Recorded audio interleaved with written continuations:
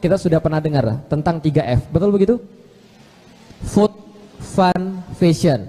3 cara ini untuk merusak wanita. Lah kenapa? Karena 3 ini langsung berhubungan dengan wanita. Food, yang masak jelas wanita.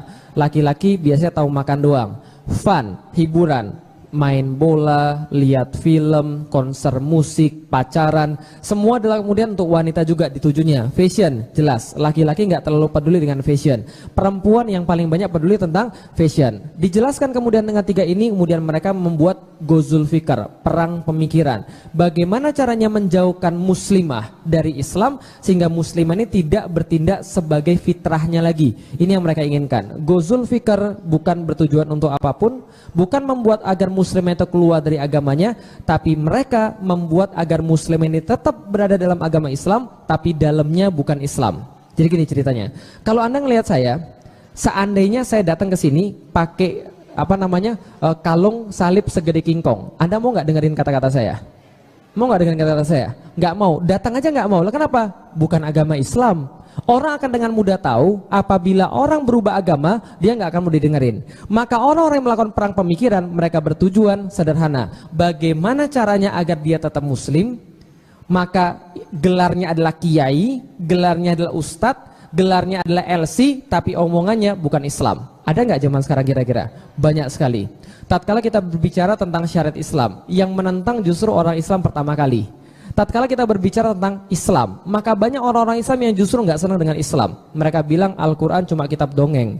Mereka bilang Nabi cuma tokoh sejarah saja. Padahal Muslim, dan dia bergelar kiai, ustadz, LC, dan sebagainya. Inilah namanya Ghazul Fikr, teman-teman sekalian. Bagaimana caranya agar seorang muslimah meninggalkan fitrahnya? Lah bagaimana proses meninggalkan fitrahnya? Kemarin sudah saya bahas dalam kajian di Jogja sebelumnya. Mereka membuat muslimah itu meninggalkan fitrahnya dengan cara feminisme, genderisme, dan sebagainya. Bagaimana caranya agar seorang muslimah memandang hidup itu yang dinamakan hidup sebagai seorang muslim, ketika dia menjalani hidup sebagai seorang muslimah itu terkesan kolot, terkesan gak up to date, gak keren.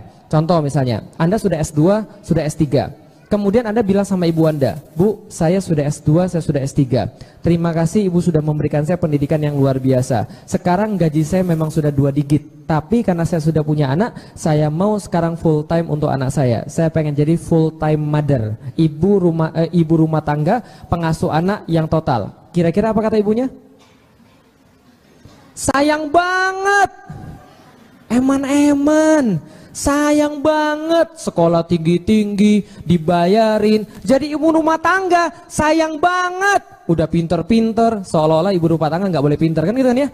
Tapi kalau ada orang nggak lulus SD, jadi ibu rumah tangga, pantes, karena dia nggak lulus SD. Seolah-olah ibu rumah tangga harus yang bodoh-bodoh aja. Saya merasa tersinggung dengan semua itu. Lah kenapa? Karena menurut saya secara pribadi, ibu rumah tangga adalah sebuah karir terbaik bagi seorang wanita. Bagaimana kemudian seorang wanita itu kemudian job desk-nya lebih banyak daripada kantoran, dia kemudian mengorbankan lebih banyak daripada kantoran, dan dia tidak dapat apapun kecuali ketaatan dia pada Tuhan dia, karena mengorbankan sebagian besar waktunya untuk anak dia yang kelak akan melanjutkan perjuangan dia. Bisa dipahami teman-teman sekalian. Tapi ini yang sekarang terjadi. Cewek itu keren kalau gajinya 2 digit, kalau dia kerja kantoran, kalau dia S2, S3 dan sebagainya, dan dia tidak ada hubungannya dengan pekerjaan rumah tangga. Terjadi nggak itu kadang-kadang? Lulusan S1, kemudian setelah sekitar 6-7 tahun lagi reuni kemudian bilang, kamu jadi apa? Saya sudah bekerja di perusahaan IT, saya sekarang jadi manajer personalia dengan gaji 8,5 juta per bulan, belum plus bonus. Setiap minggu saya harus berpergian ke Singapura, Hong Kong, dan Jepang untuk menghadiri konferensi-konferensi internasional. Oh, kalau kamu jadi apa? Kebetulan saya lebih hebat lagi. Kamu jadi apa? Saya direktur, CEO daripada sebuah perusahaan multinasional yang juga sudah mengakuisisi beberapa perusahaan-perusahaan di luar negeri. Dan karena itulah saya juga harus berkunjung ke luar negeri minimal setiap 2 hari sekali. Itu dikatakan orang sukses. Kamu jadi apa? Ibu rumah tangga. Ibu rumah tangga, orang menganggap rendah, orang menganggap kemudian hina. Lah kenapa? Karena seolah-olah ibu rumah tangga itu orang yang nggak kerja, yang nggak mengaktualisasikan dirinya. Paham kira saya? Ini yang kemudian mereka inginkan. Bagaimana menjauhkan agar muslim ini dari fitrah? Yang ujung-ujungnya terjadi banyak hal, pertengkaran rumah tangga, ketika anak-anak nggak diurus, digantikan oleh children daycare dan sebagainya, termasuk perselingkuhan. Itu kan ya, ayam kawin sama ayam, anaknya bukan ayam. Ini terjadi kan ya. Lah kenapa bisa terjadi perselingkuhan seperti tadi? Wajar, dunia kerja itu mengekspos wanita lebih banyak. dunia kerja mengekspos wanita tidak pada posisinya, sehingga ketika wanita terpaksa bekerja dengan seorang pria, ingat baik-baik peribahasa bahasa Jawa yang ini sangat benar sekali, weting tresto jalaran soko kuliner. Paham ya saya? Munculnya cinta itu karena terbiasa makan bareng. Nah, jadi kira-kira gitu. Nah, maka ketika mereka sudah makan bareng, maka awalnya cuma teman kerja, pasti ada affair di antara mereka. Ini yang kemudian mereka inginkan. Bagaimana menarik agar muslim ini tidak masuk ke dalam posisi seharusnya? Fitrahnya ditinggalkan, fitrahnya dibuang, sehingga yang dihancurkan adalah keluarga. Keluarga muslim menjadi hancur. Tatkala keluarga muslim menjadi hancur, maka dominasi wanita muslimah tadi di dalam bangunan Islam tidak hanya merusak wanita tadi, tapi merusak dua hal yang lain bersama dia. Satu, merusak suami-suaminya. Nah, kenapa? Karena seorang suami yang hebat, di belakangnya pasti ada istri yang hebat. Judulnya, pepatahnya, mens sine in woman sono. Tahu artinya? Mens sine in woman sono. Oh bukan Ustadz, mens sana in corpore sano. Itu sudah lewat, udah jauh, itu masa lalu. Mens sana in corpore sano. Di balik sebuah jiwa yang, di balik tubuh yang sehat terdapat jiwa yang kuat. Apakah terbukti begitu? Enggak. Lah kenapa? Pernah lihat orang gila? Pernah lihat orang gila? Orang gila pernah nggak sakit badannya? Enggak, semua orang gila sehat. Lah kenapa jalan-jalan terus gimana nggak sehat kan ditanya? Maka nggak terbukti di balik sebuah tubuh yang sehat terdapat jiwa yang kuat. Tapi yang pasti terbukti adalah mens sine in woman sono. Di balik seorang laki-laki yang kuat pasti terdapat wanita yang hebat. Tapi di balik seorang laki-laki yang sengsara terdapat wanita yang ketiga. Paham tidak maksud saya?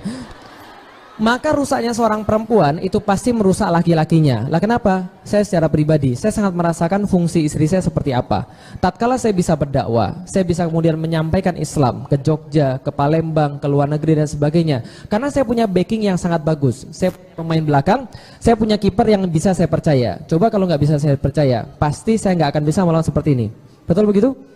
Pulang ke rumah, Lik, itu WC belum digosok tuh sekalian. Itu kan nggak enak kalau kita pulang seperti tadi. Kita nggak yakin bahwa anak kita beres, kita nggak mau. Maka tatkala saya menikah sama istri saya, ketika saya taruh, saya katakan, Dek, kalau seandainya kita nanti jadi nikah, kamu tolong nggak usah kerja saja. Lah kenapa? Bukan tidak boleh, bukan berarti Islam mengharamkan, tapi saya pengen kamu full untuk anak-anak saya. Lah kenapa? Karena tatkala nanti mereka sudah gede, mereka sudah dewasa, mereka kemudian melakukan maksiat yang kita tidak senang, saya tidak mau kita nyesal lalu berkata, Dek, coba kita menghabiskan waktu untuk dia lebih banyak. Coba kita menghabiskan untuk dia waktu lebih banyak untuk mendidik dia. Coba dulu Umi nggak kerja, coba dulu Umi menemani dia. Mungkin ini nggak akan terjadi. Saya nggak mau berpikir seperti itu. Saya nggak mau nyesal sampai seperti itu. Yang saya mau adalah ketika pun mereka sudah gede dan mereka bermaksiat dengan sesuatu yang kita nggak suka, kita bisa bilang sama Allah, ya Allah kuatkan saya dalam ujian ini. Mungkin ini adalah untuk meninggikan derajat saya. Saya sudah berusaha 100% mendidik dia dengan taat, mendidik dia untuk taat pada Engkau. Namun kalau ini jadinya, mungkin ini adalah sebuah ujian pada saya seperti yang kau timpakan pada nabi-nabimu yang khusus. Kan gitu kan ya? Saya nggak mau nyesal. Lah kenapa? Karena wanita itu mempengaruhi siapa suaminya. Yang kedua, wanita jelas-jelas menjadi karakter siapa anaknya. Benar atau benar? Contoh, mohon